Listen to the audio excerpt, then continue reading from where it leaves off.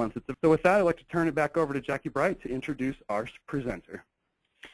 Thank you, Jason. Okay, so I asked for a fabulous, amazing blurb for our presenter, Jolynn, today, and she gave me something perfect.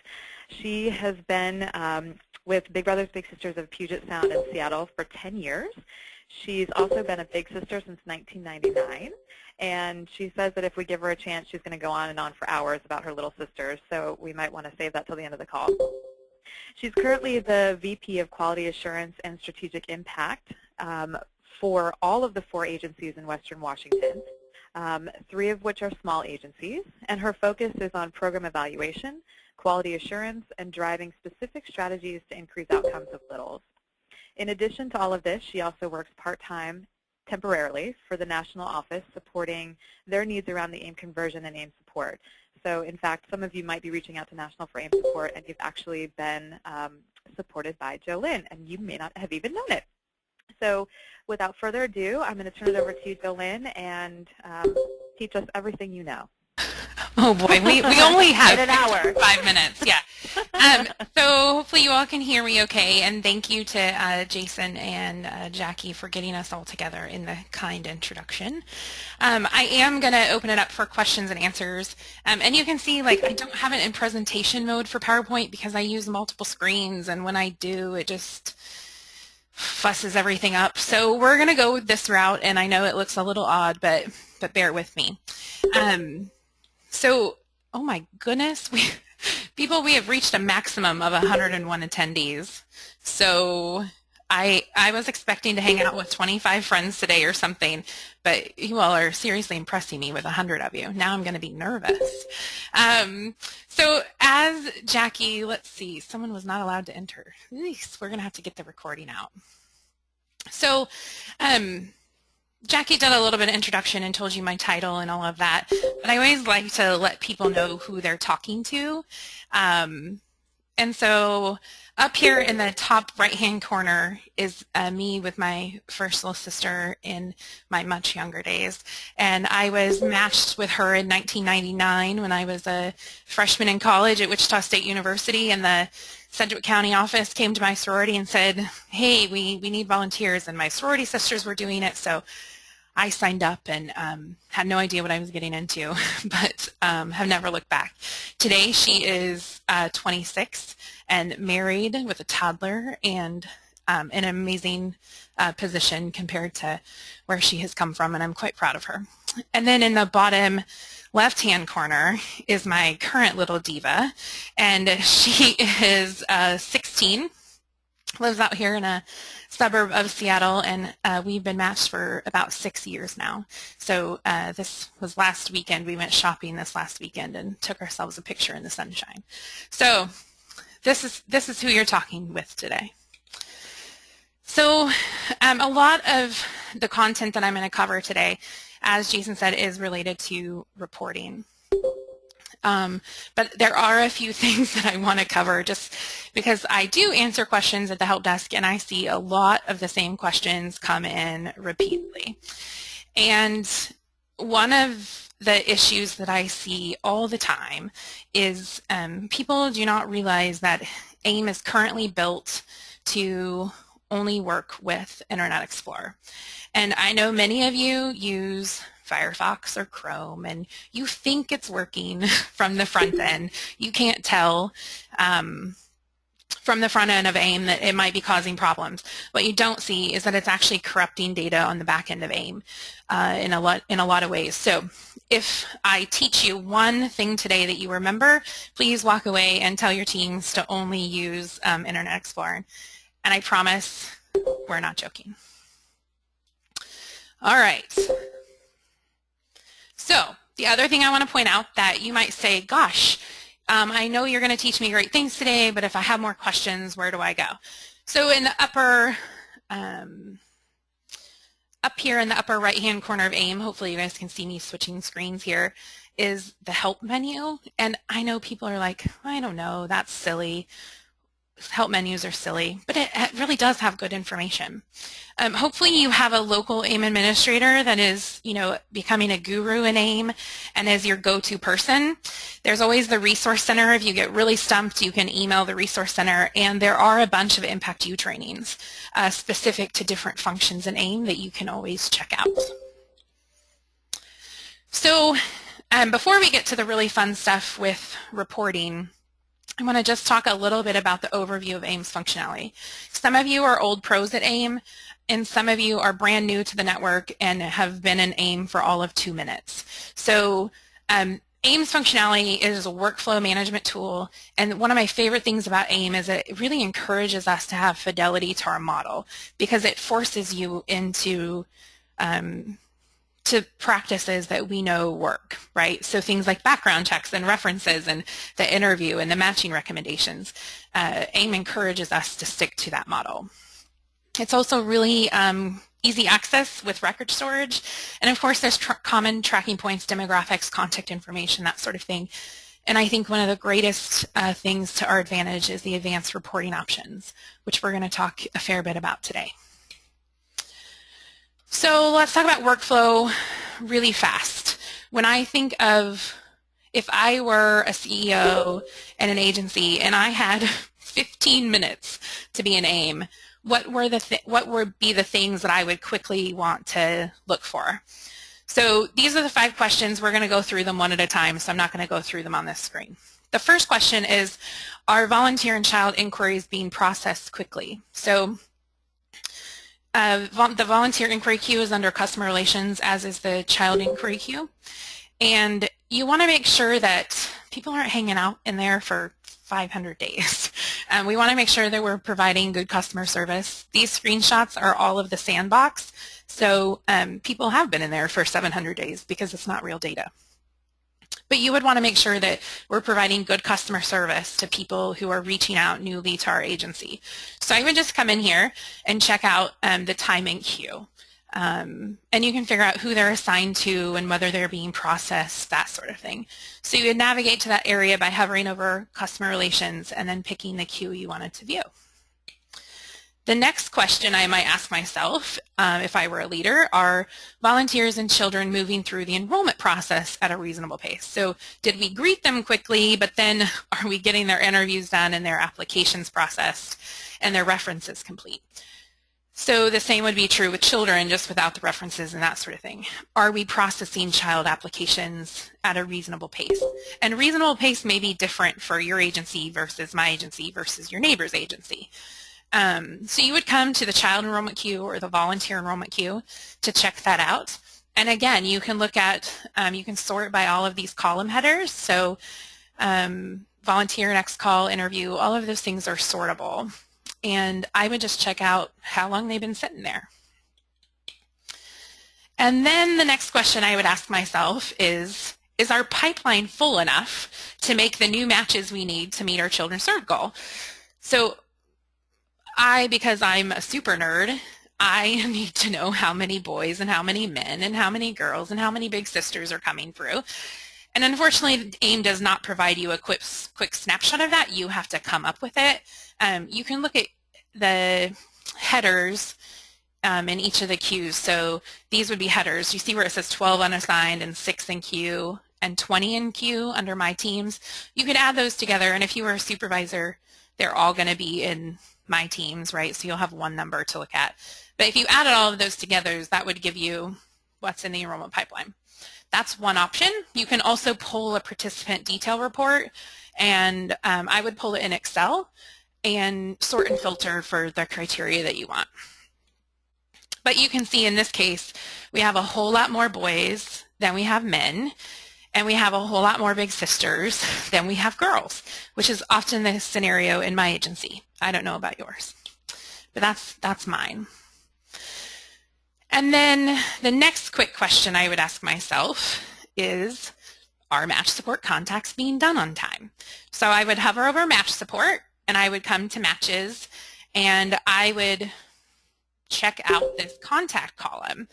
So you might see the 1 in parentheses. under the date, like there's a contact due on November 24th. So I'm logged in as Martina, and this is her queue. And you can tell that Martina's contacts, anything with a 1 is overdue. So you would want to be paying attention to that. The one that was overdue from April 26th, well, that's probably a person whose phone is disconnected or they're on vacation. They're just not getting back to me. But somebody from November, I would say, gosh, it's been 6 months. Why isn't that contact done yet? So that would probably make me do some more investigating if I saw that. And here, if you want more information about match support contacts, I would pull a match support contact summary report. It's actually called a, match support contact summary. I put the report name down here at the bottom. And this is a great report. You can either pull it for the whole agency, or you can pull it for individual team members. So in this case, I could have filtered for Martina, but I didn't. I pulled everybody's. And this is actually my local data because the sandbox didn't have any data for me to work with. So I did a screenshot of Seattle's. So you can see what this says is in the month of March, they had 846 contacts due, and they did 786 of them, which is 93% done. And then it shows the on-time rate. And then down here in the yellow, it shows me that 3 of those contacts are 60 to 90 days overdue, and then the number that are less than 30 days overdue, and that sort of thing. So if you're not currently utilizing this report, I would strongly encourage you to do that. You know, I've always thought of match support contacts done and on time as a basic child safety metric. Not in the sense of you can't ensure that the kids are safe, but if we know that we're in regular contact with our kids and parents and bigs, we have a better shot of knowing that they're safe. So match support contacts done and on time are a really important metric for me. And then you might ask, are surveys being done on time? And there's a lot of reports that you can use to figure that out. There are PDF reports and there are detail reports that you can pull in Excel. I would encourage you to figure out what your preference is. I know some people would rather pull the PDF summary reports and have those automatic counts done for you. I personally prefer the Excel reports so that I can see what's really going on. But again, that's a personal preference. So on this screen, I've highlighted all of your options. Just real quick, Jason, I saw your note, and unfortunately, I have no way to allow more than our account is set up so that only 100. Obviously, it's 100 max. I don't think for our level of account, we can't let more than 100, which is unfortunate. And I didn't realize that till I know I've never had a webinar where 100 people logged in. Yeah. Well, if there is anyone on the call who might have multiple people in an office and can consolidate and can combine, make some room, then please do so. That would be great. That's a good idea. All right, I'm going to keep moving. So that's just some of the housekeeping stuff when I thought it from a management perspective. I know a lot of CEOs and small agencies, you may or may not have a program manager, right? So you may or may not be supervising the whole program shop in addition to fundraising and administration and all of those other things you're responsible for. So I know that for people in that position, you don't always have a whole lot of time to dig a name for hours, and I appreciate that. So I'm trying to keep this at the highest level, most important. And of course, if any of the things I talk about spark questions or you want to learn more, you know, we can talk about how that can happen. So let's talk a little bit about reporting capabilities. And I have a few, you know, if there's 20 reports available or whatever, so if you're on the report tab in AIM, and hopefully my internet will be fast enough today, there's, you know, what is this, like 25 reports or something to choose from? It's a lot. And you look at this list and you're like, oh my gosh, I'm completely overwhelmed. So I tried to list out in this presentation ones that I pull repeatedly, and I pull them all the time. Program scorecard is a PDF. It's probably one of the most popular reports. It pulls out very high-level overview information. So your average match lengths, your retention rates, your children served, that sort of thing. And in a couple of slides later, we're actually going to talk about how some of these things are calculated, because I know there's lots of confusion around some of that stuff. But this is more so like, what report do you pull to find that information? So then we have a match history detail and a match detail. So you can see that there are two different reports, match history and match detail. Match history gives you, for whatever time period you pull, so if you pull 12 months worth, it's going to give you children served for that entire time period, regardless of if they were open 1 day or 365 days. The match detail report is just going to give you active children when you pull that report. So that's the key difference. A participant detail is also a really common report. It gives you all sorts of participant information, contact information, demographics. It's a massive report. So I would encourage you to use filters when pulling that report. You can also, so if you were to set, let me just show you. If you were going to pull a participant detail and set this status down here on the bottom left to all, it's going to pull all participants from the time you went live in AIM. So that could be hundreds or thousands of records. So you can't set date parameters on this. And you can tell when I'm using IE, you can see that the dates are not available to me. If you were using other browsers, you would think that you could pull dates, but you can't. Like, you think you're setting dates, but it's not doing it, I promise. So that's another benefit to using IE. And then we have the quality assessment reports. So most of the reports are on this side, but if you wanted reports on the quality assurance data, you have to come over here to the top right.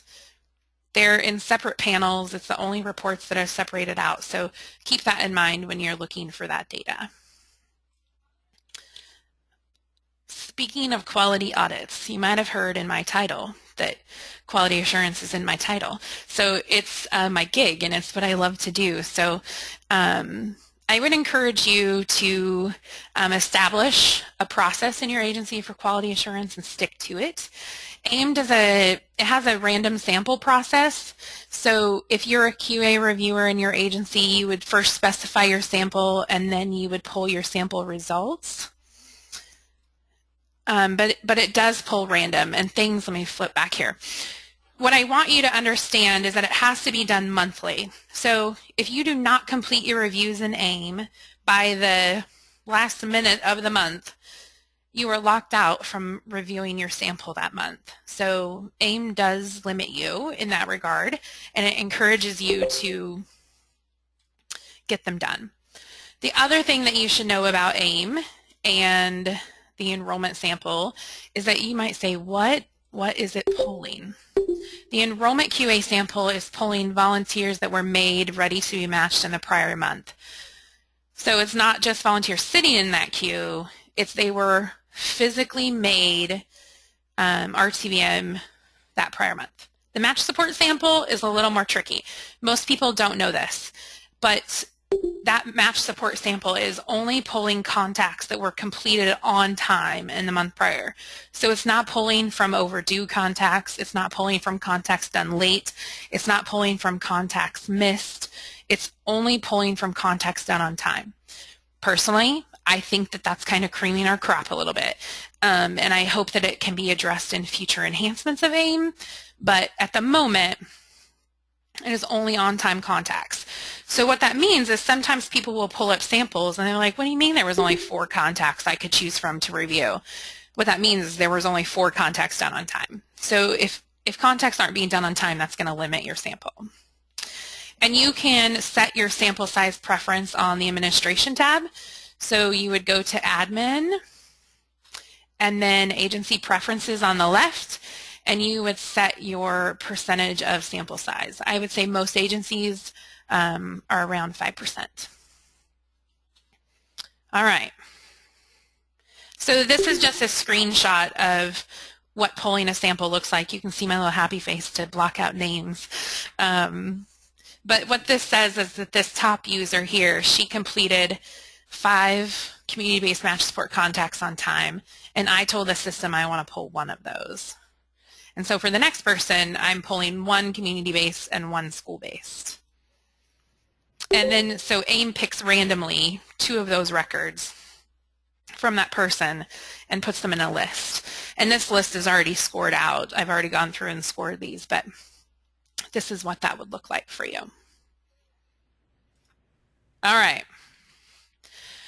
So now let's talk about some what can be confusing metrics. Let's see, I want to reply to some of these questions real quick before we move on. Michelle asked if the slides will be available. Yes, I plan to PDF the slides and have those be available as well. Oh, and the next was about the PowerPoint. So yes, the slides will be available. All right, so let's talk about average match length. Average match length is calculated based on closed matches from that time period. So if you were to go pull your program scorecard today, that is only going to pull you closed matches that closed in January, February, and March. So it's probably a really small sample size. So that figure is going to change throughout the year as that sample of closed matches grows. It's not based on new matches. It's not based on active matches. It's only based on closed matches in that time period. The other thing I will note is on the scorecard, when you just pull that straight out of AIM into the scorecard, the school-based figure includes matches that have transferred from the community-based or to the community-based program. It's still picking up their original match type as school-based. So if your agency does a lot of transfer matches, you may want to consider looking at that data and figuring out what your true school-based average match length is. If you do a lot of school-based to community-based transfers, that average match length is likely to be skewed much higher than it actually is. Let's see. All right, so that's average match length. Retention rates. This is by far the hardest one to explain. I want to answer this question real quick. There's a question that came in. Christy can't use IE because she works on a Mac, and the only browser that really works is Firefox. So I can tell you that it is a goal for National to get it working in other browsers, but at the moment it is only suitable for Firefox or for IE. So what's happening with Firefox? So you're probably not seeing, when things are being entered incorrectly, you're probably not seeing the error messages alerting you to what needs to be fixed. You might also be doing things like when you enter a match support contact and complete a match support contact, if you're not in IE, sometimes it'll skip scheduling the next one. Same with a survey. You'll click submit and save a survey, and AIM should automatically schedule the next one. But because you're in a different browser, it may not schedule the next one. It does some pretty tricky things. Like there are times where it won't save custom information into custom fields tied to report sources. It's really unfortunate. If you have the capability on your Mac to run Windows inside your Mac to be able to use IE, I would strongly encourage you to do that until National provides a fix for it. Hopefully, it may not be the answer you want to hear, but that would be my recommendation right now. So let's talk a little bit about retention rates. As I was just starting to say, it's a really hard calculation to understand. I think, I've been with the agency 10 years, and I think it took me 5 to like really grasp, oh, that's how that's calculated. So the easy way is to pull a program scorecard. Easiest by far. It's going to tell you, and it's going to do the math for you. If you wanted to be able to calculate that by hand to figure out Like I've done some work around, do big brothers retain in different rates than big sisters do? I see a difference between my counties. So bigs and littles in my northern county retain at a much higher rate than the southern county that we work with, and I have a variety of theories about why, but those are some of the differences I've seen. So to calculate it, if you were going to calculate 12-month match retention for 2014, that is only looking at the new matches made the year prior. So it's not all of your matches. It's only going to consider the matches who have had the opportunity to hit 12 months. So to calculate that, let me give you an example. You would take all of the number of new matches made in 2013. Let's say in 2013 you made 78 new matches in community-based. So then you look at those matches and you say, of those 78 new matches made in 2013, how many lasted 12 months? And you figure out that 56 of them made it to 12 months. So when you divide that out, 56 divided by 78 is 72%. So that's how you calculate it. So, okay, that's easy. That's a full year. I can follow that example. What about right now? So if you were to pull your scorecard today, so for January through March, it would be the 12-month figures would be showing you the new matches made during January through March of last year. So 3 months worth of data because we're 3 months into the year. If you were looking at 6-month retention, it would look 6 months prior. So for January through March, 6 months prior is July through September. Hopefully that makes sense. And so as you get further into the year, it accumulates. So just like we have average match length might be skewed this early in the year, retention rates might be skewed this early in the year because you only have a 3-month sample for retention rates. That's how retention is calculated. Oh, I'm on the same slide. All right, so let's talk a little bit about surveys. So we have, like, compared to other mentoring programs, this is not me dogging on other mentoring programs, but I think we have awesome tools, and AIM is, built just for us. Most mentoring programs do not have the level of sophistication that we do with data. So what I want to communicate to you about surveys in AIM is that the Strength of Relationship Survey and the Youth Outcome Survey are required by national. It's in our standards of practice. The PO and the satisfaction surveys that are in AIM are completely optional. So I know there are some agencies who have said, whoa, survey fatigue, we are giving way too many surveys. We're going to stick with the SOR and the YOS. That is perfectly fine. If you're an agency that has still promised PO data to funders, fine. You can totally use it if you want to. Not a big deal. It's totally up to you. Hopefully you all know about the e-form availability. So AIM will automatically send out surveys to volunteers. It'll automatically send out SORs if you indicate in AIM. So let me find a volunteer record for us to look at real fast. If you check off e-forms on the General tab, so this Use e-forms box here in the middle, and you click Save, AIM will automatically send out surveys. My experience is that some agencies use it and some agencies don't.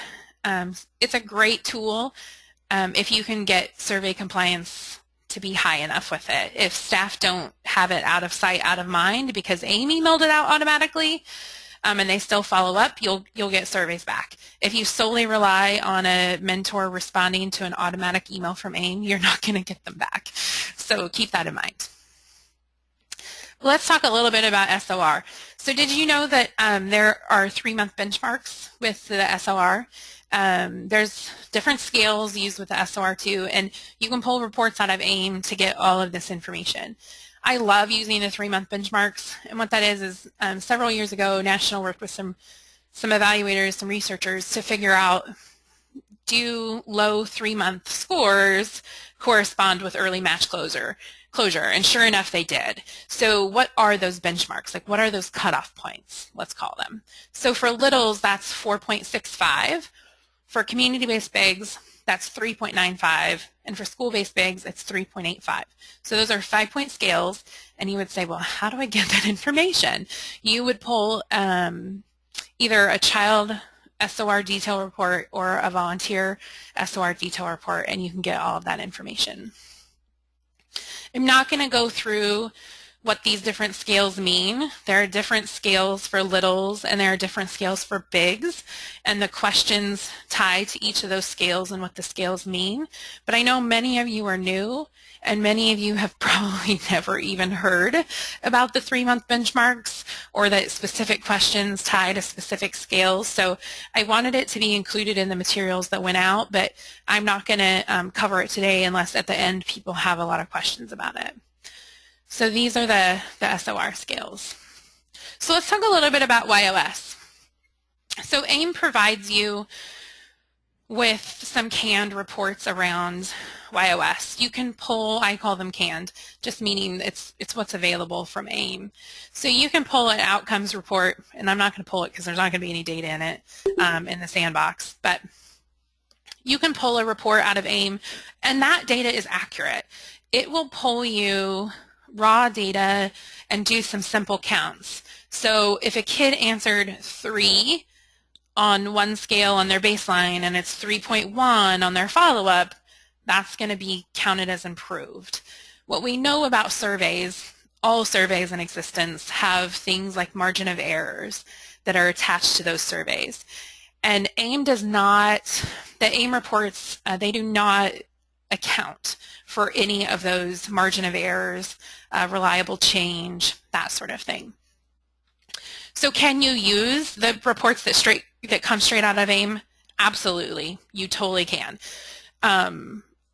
My personal preference is that I use the YOS infographic tool that National has put out that can be found on Agency Connection, and I've listed here the path you take to get to that.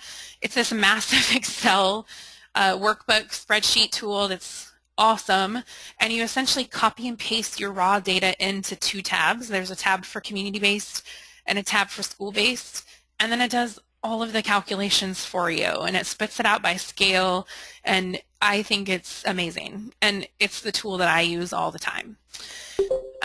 It includes things like effect size and all of those other researchy things if you're really nerdy like me and care. It has all of those things included. The other thing I want to mention about the YOS results, it's really important that you have a decent enough sample size before you make decisions. Now keep in mind I work for 3 agencies, so I can, 3 small agencies, so I can greatly appreciate sample size challenges and the implications of that. It makes completion rates really, really, really important for small agencies. If you don't have a sample size of at least 30, I would not, oh, sorry, I'll slow down. I get so excited talking about YOS. Sample size does matter. So it's not that you can't use sample sizes lower than 30. I just wouldn't make decisions based off of that data. So I know that can be challenging in really small agencies. If you can group up regionally, so in Washington what I've done is I've combined the YOS data for all of my agencies in Washington, and I've given them the outcome results for Washington so that they can use them with funders and that sort of thing, since they don't have big enough sample sizes of their own. So I would greatly encourage you to go check out the infographic tool if you haven't already used it. I'm not going to go over this in detail, really wordy, but it's one of those things like the SOR scales. I have found that very few people know why we actually measure what we measure on the Youth Outcome Survey. So I took this from the National 2013 national report that was published, and there's in the appendix were these beautiful gold nuggets of information, and I just took that language and put it in a digestible format here. But it talks about why we measure what we measure, what social acceptance is linked to, what parental trust is linked to, and that sort of thing. So you'll be able to review that. So let's talk a little bit about AIM administration. So there's lots of options under AIM administration. We have and I'm sure as CEOs, most of you have access to this panel. One of the things I wish somebody had taught me a decade ago was that you can reassign caseloads at one time. So it's called the staff reassignment feature. So on the left-hand side here in the middle, it's called Reassigned Staff. And when you click on that, this is what it looks like. So if Martina left the agency and I wanted to reassign her entire caseload at once, I would use this feature. You can use it for different queues. So you can use match support, but you can also use inquiry or whatever queue you wanted to move. I used to move records and reassign them to staff one by one. Like I do 100 records at a time, people. And then somebody taught me this and I was like, oh my God, I was missing out. So if you don't know about this feature, here you go. Or maybe you do know about it and you're laughing at me. That's okay too. The other thing I see a lot of questions about is user roles. And people aren't clear about what every role does and who should have what role and when. And I would encourage you to use the AIM help files for this. There are definitions based on what does what. You can see the 4 things listed here with the yellow arrow, customer relations, enrollment, matching, and relocate. Those all roll up into the enrollment supervisor role. So if you have enrollment supervisor, you don't need those other 4 roles. A lot of them roll up into the other. The same with management with Excel. If you have management with Excel, that gives you access to reporting. So duplicates don't always hurt, but sometimes this gets really messy. So again, I would just encourage you to go to the AIM help to find the definitions of what everybody does. In terms of best practices for roles, the agency admin, that's the person who has access to adding new users and restricting access. I definitely wouldn't, be willy-nilly about giving that role out. I think a couple people per agency is plenty, unless you're a really, really, really large agency with big teams, then that's something different. The confidential feature is often used when board members or staff members are bigs and you want to lock down access to files to just who is assigned to it. So typically managers would have confidential roles, leaders would have confidential roles, but the entire staff would not. The other common question I see is people will say, I added a new user and they disappeared. I can't see them. And so there's this little drop-down menu at the top, and if you toggle to not assigned and hit query again, it'll show you a list of people who don't have roles assigned to them, and it's like this little black hole that people disappear into. So just a little helpful hint, if you can't find somebody in your default list, change that to not assigned and see if they're hanging out in there. All right, so that is, I'm going to unmute everybody. So if you all have, I might have to mute individuals here if we're going to get some feedback. If you all could hit the mute on your phone, that would be great. Nope, you weren't muted, whoever just said that. Okay. I don't know which way. I would imagine that. Sure. That makes sense. Get it together. Can you guys go ahead and mute, please? You don't forget, Kenny. All right. I'm just going to mute everybody. So if you want to ask a question, go ahead and type it in the chat bar, or you can try to raise your hand and I'll unmute you.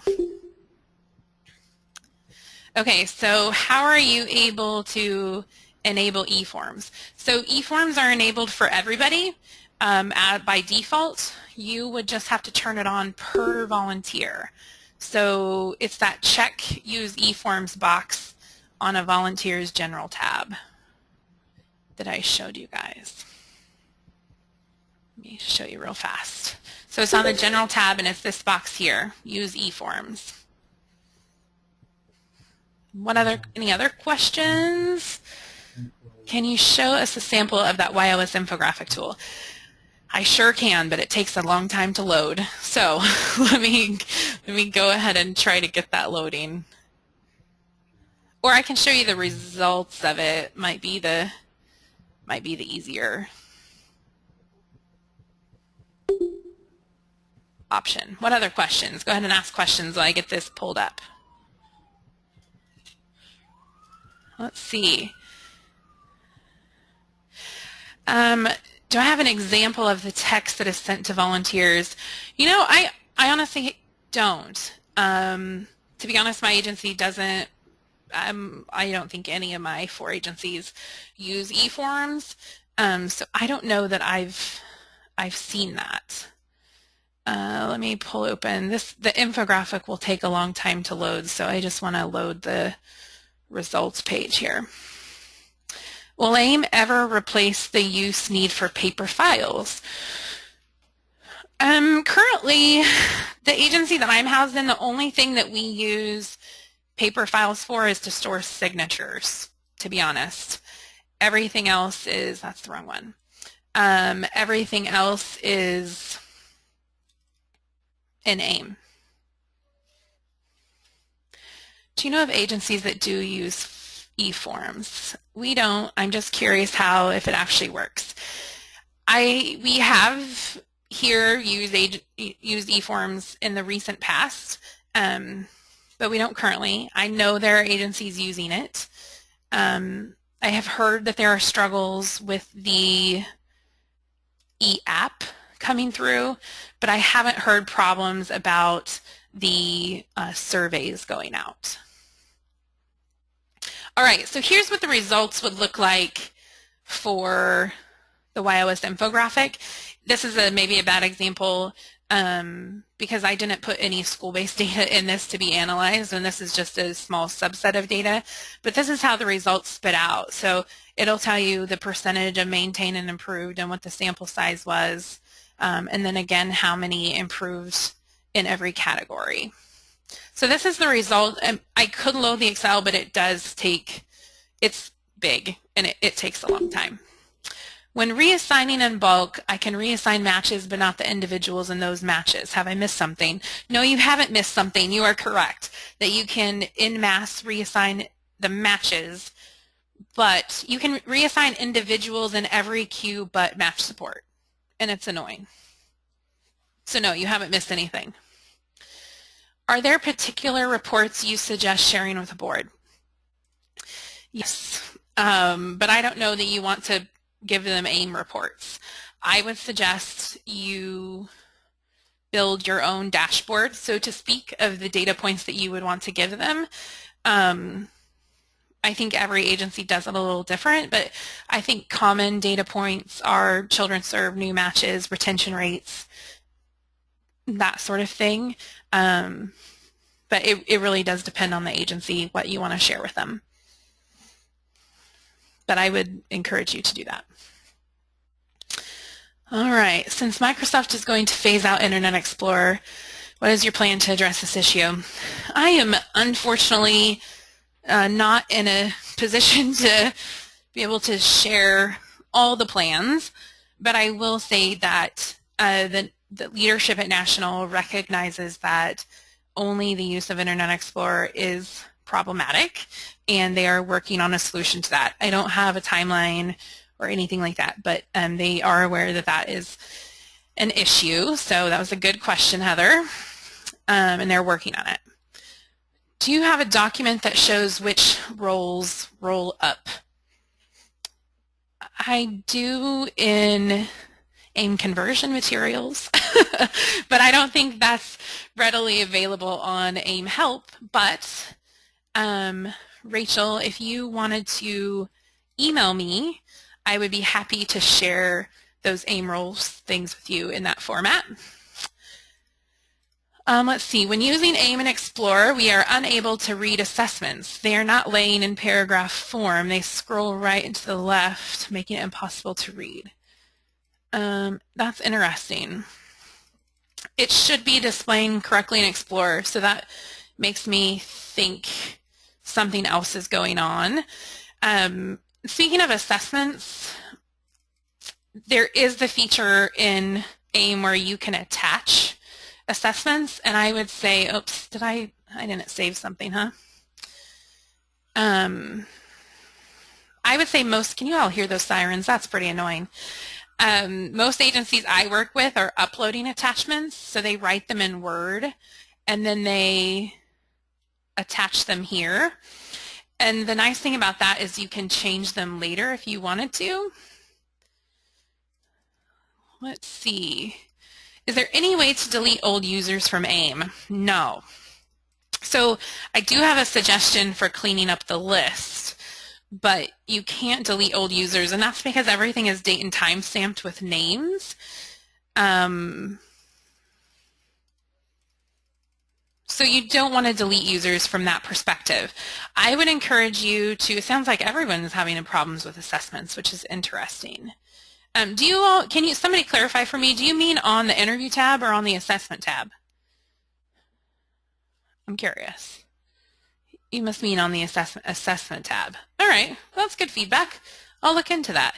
Are you copying and pasting them from Word documents, or are you free typing?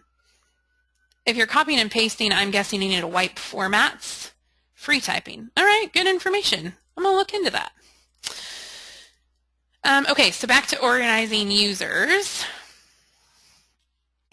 So when you are closing out users, because everybody ends up in the same drop-down list, and it's super annoying when you're trying to get through the drop-down list. So when you are inactivating users, what I would suggest is adding in the first name and the last name display, I would suggest adding Z's when you make them inactive. And what that does is the Z's will push them to the bottom of the list. So let me show you an example. When you're looking at the users, you see how all these ZZs are at the bottom down here? So essentially what it does is it sorts your list by active in the top half and inactive people in the bottom half.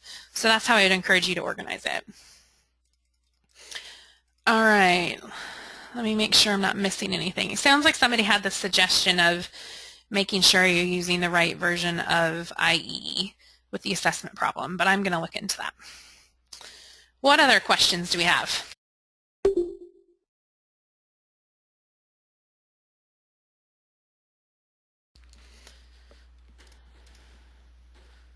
Anybody?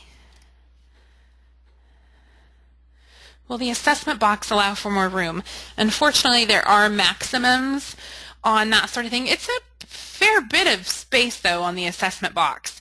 I've seen people run into problems with copying and pasting, and formatting adds some extra characters in there. I would encourage you to wipe formatting out before pasting it into the assessment tab.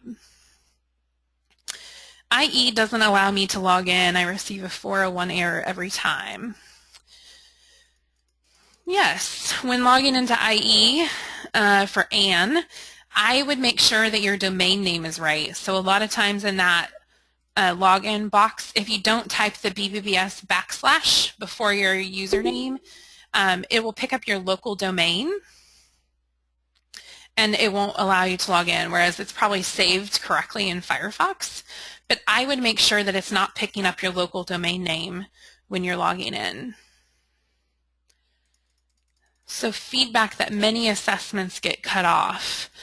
Again, I would try wiping the formatting and see if that helps any. What are some other questions? If we cannot get our max set up for IE, should we stop using? No.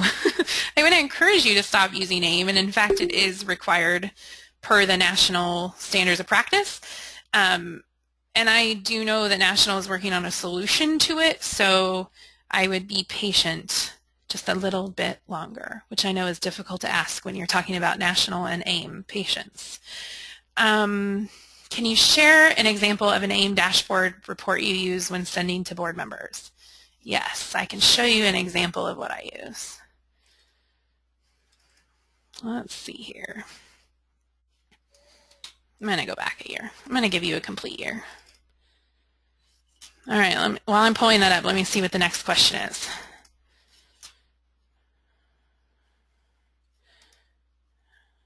Indicators. All right. How can I give a user the role of approving RTBM. Okay, I'm going to come back to that. This is the example of the dashboard that goes to our board program committee. So you can see it's broken down into different areas. There's quantity metrics and then there's length metrics. And we have labeled QA. We've set goals for QA and contacts. We label those as child safety, and then we track survey completion. And we've turned those into green, yellow, and red indicators of how far off we are from goal. So this is an example of what I share with them. Our full board sees about 7 of these data points, but this is what goes to the program committee, and 2 of my smaller agencies, this is what goes to their full board. So that's an example. How can I give a user the role of approving RTBM? I always have to review the approval first. She's not an option when assigning her the enrollment supervisor role. She's not an option when assigning enrollment supervisor. So you're on the right track. You recognize that she needs the enrollment supervisor role. Probably what you first need to do is remove the regular enrollment role, and then I would try adding on the enrollment supervisor role. If you can't get it to work, submit a ticket to the help desk, so resourcecenter@bbbs.org, with the employee's name and what you are trying to figure out, and we'll see if we can help you. Are they planning on enhancing AIM as 360 was previously discussed? I can tell you that there are certain, we know there are standards of practice, new standards of practice that were implemented in 2014, such as the change to the match support contact schedule, reoccurring background checks. There are those kind of things that we've had to waive because AIM is not built to currently support those new standards. I do know that AIM will definitely be updated with those new standards. As for other enhancements, that hasn't been determined yet. Is there a report I can run that will show me every client that was enrolled in our program for at least 1 day during the year, matched and RTBM? You would have to pull separate reports for that.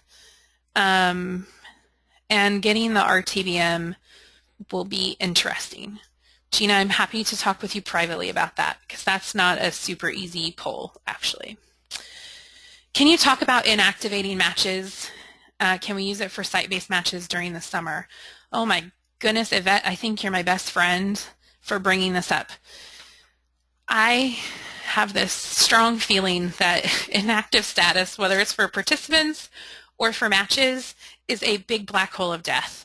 And participants and matches get put on inactive status, and then they're left there for months and months and months and months. I kid you not.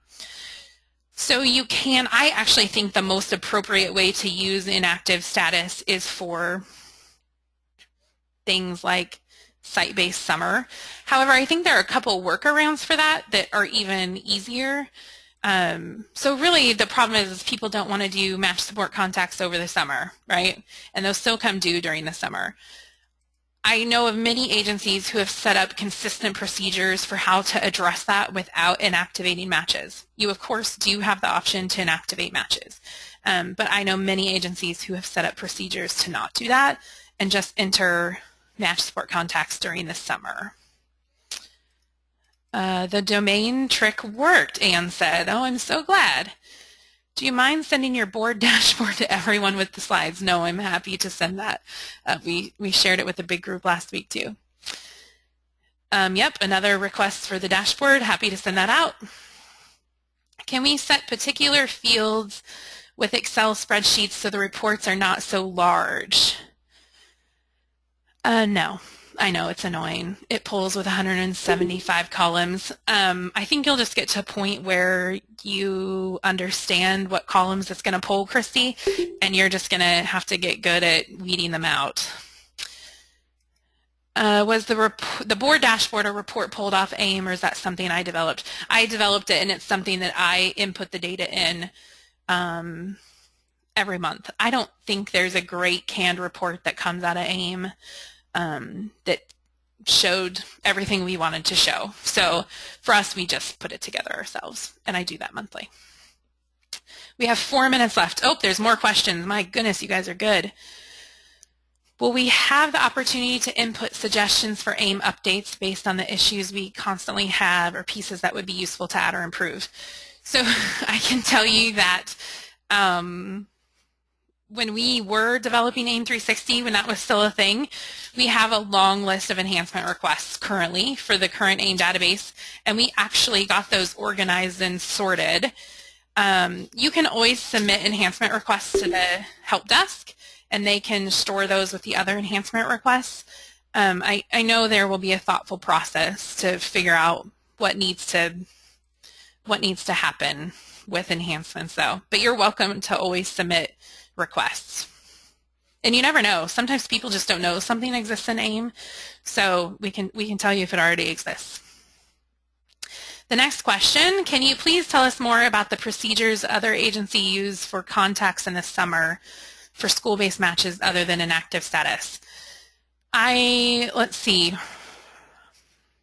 I mean, essentially they have developed a process where they attempt to contact once during the summer, and if they get a contact by phone, great, they enter that, and if not, they go ahead and enter it and say, this match is on summer break, they're not meeting, blah, blah, blah, blah, blah, here's the plan for when they're meeting again, things like that. So they go ahead and enter that contact so that they're on time and don't mess up metrics. Are there benchmarks for 12-month SORs or only 3-month? Only 3-month as far as I know. That's a great question, Marie. I've never seen 12-month benchmarks, only 3-month. Can you give examples of frequently used custom fields? I didn't even cover custom fields today, which is crazy. I most commonly see pre-match training tracked in custom fields. I very commonly see media release, photo releases tracked there. Today we talked with an agency who was using it for emergency contact information, so that was reportable. Lots of grant stuff, so funding sources, things like that. Media release is one of the more common ones I see, though. What about in report sources? Common uses of just report sources? Same things, right? Like lots of training report sources, lots of funding report sources. There's some extra demographic information I see tracked in report sources that's not in AIM. So maybe you need Native American tribal affiliation, something like that. I see those kind of things a lot.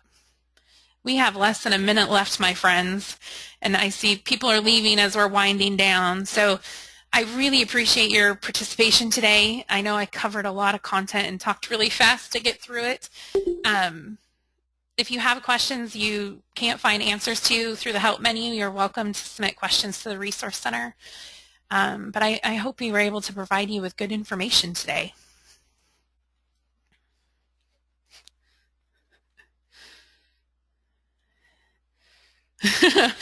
Bye, Luis and team. Good to see you. Yeah, I will include the slides. I will include a copy of the dashboard with the slides when that gets emailed out. That seems like something people are interested in. I hope you all found this as helpful as I sure did. So, and thanks again. So what do you think, what takeaways do we have?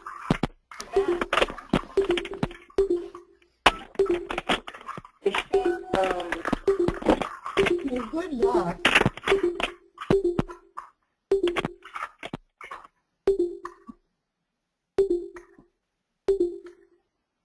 Jolynn, are you still there? Are you still on? I am here, yeah. Hey, it's Jackie. I just want to thank you again. This was a great session. You're welcome. I've been getting emails offline from people thanking you. Oh, really? Yeah. So I'm sharing that thank you. Yeah, thanks for the feedback. I know I talked really fast. I was like, oh, I have a ton of content. No, this was great. I mean, honestly, there was a lot of really great nuggets of information that I pulled out of it. So, good. And you know, I've had the opportunity to talk with you a lot about different things like this. So, but I still learned quite a bit. So, good. Thank you. It was awesome. You're very welcome. It makes me feel like we need to do a 2-part or something. Come back and do a second round. All right. Well, take care. You too. Have a great night. Bye. All right. Bye.